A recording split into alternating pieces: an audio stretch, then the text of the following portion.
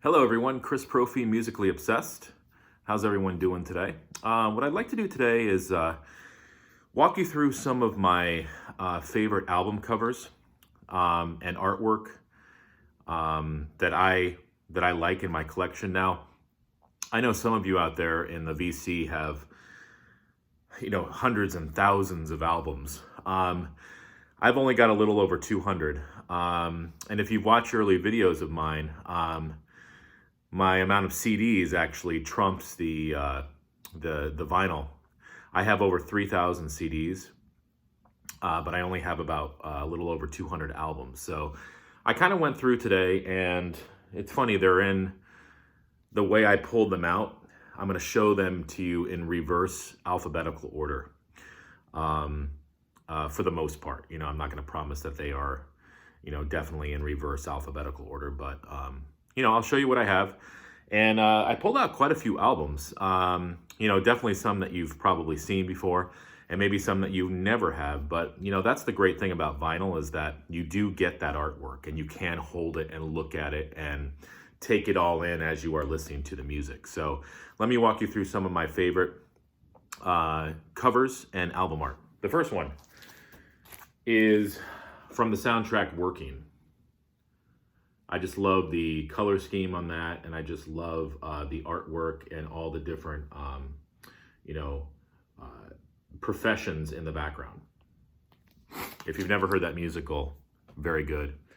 Based on the book by Studs Terkel, music by James Taylor, and who else? Stephen Schwartz, Craig Carnelia, I think is how you say his name. He's the same guy who wrote Is Their Life After High School. Great stuff. Venom. Eine kleine Nachtmusik. Just classic. I love the gold. It just screams metal. All right, what else? McCoy Tyner, Feel the Wind. This is a great album. And I'm telling you, the music and the cover go together. If you've never listened to McCoy Tyner and you like jazz, definitely check this album out. Tankard, Chemical Invasion. A lot going on there. Just classic thrash. And again, the cover just matches the intensity of the music.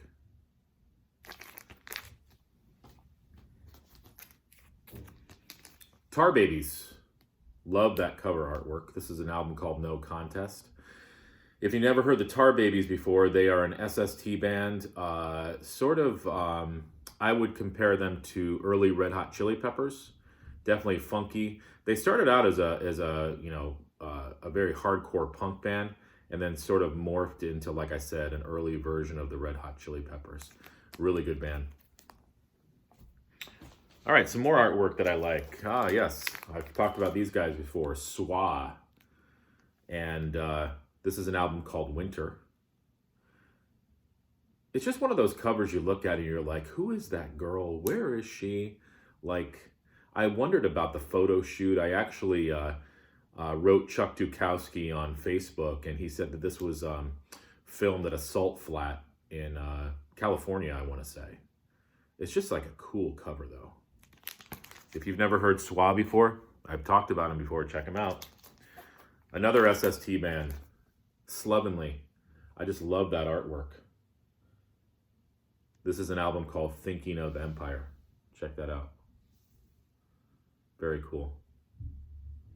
I'm just reading the back here. I happen to see it's cover art by Paloma Diaz Abreu, I think is how you say the name.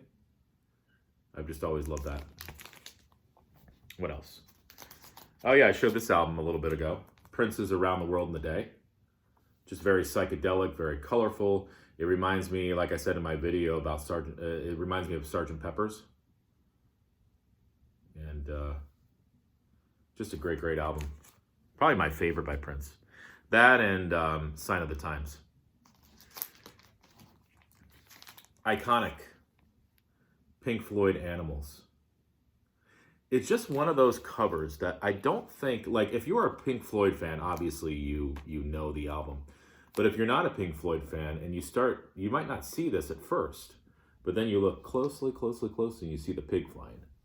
I always thought that was cool. I always wondered where this factory was. I thought it was such a cool factory, and I'd love to get lost in this old building, and it actually is a real factory. I looked it up. I think it's in the UK somewhere, and yeah, so this is actually a real place.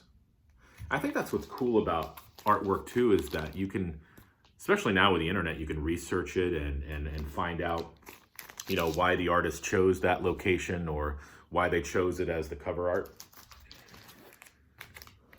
Overkill, I Hear Black. I know Ron Haggerty's a huge Overkill fan, so this is going out to him.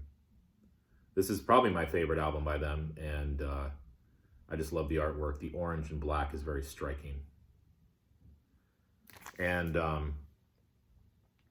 it's cool because you look at it and you're like, are those horns of the devil, or are they horns on a deer, or are they sticks from a huge rooty tree?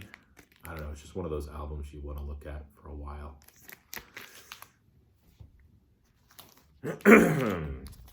Nectar. Recycled. Look at that artwork. Very cool. I actually just got into Nectar. I was really, really late to the party. But I love prog rock, and, Yes, and Gentle Giant, and, Emerson, Lake and Palmer, King Crimson, they all led me to Nectar. If you've never listened to Nectar and you like 70s prog, definitely check them out. I've talked about this album before, The Hissing of Summer Lawns. Just great, great artwork. The snake is actually embossed on there, and the silvers and the greens is just an iconic cover. I told you there was quite a few of them here. Hopefully I'm not losing you. Judas Priest, Sin After Sin. What I love about this album cover is this girl down here. And she's got high heels on. You can just tell she is a lady of the night. And it's just, this ominous building. There's just so many stories you can tell from looking at that cover. Oh yes, Maiden, Somewhere in Time.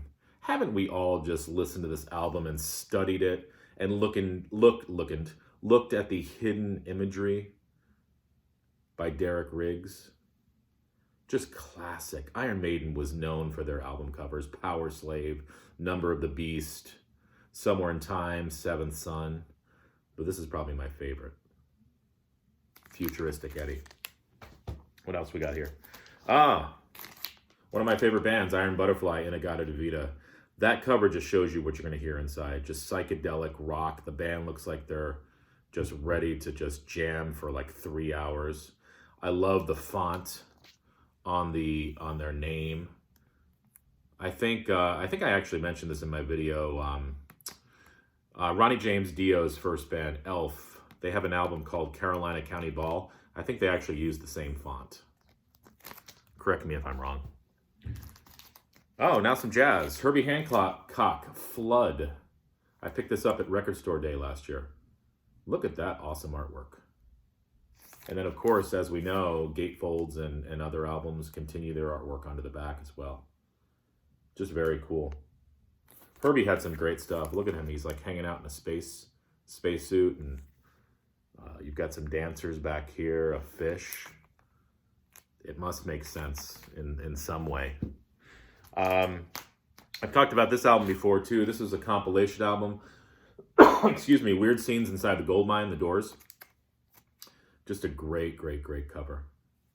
Jim Morrison. He looks like he's painted on a cave.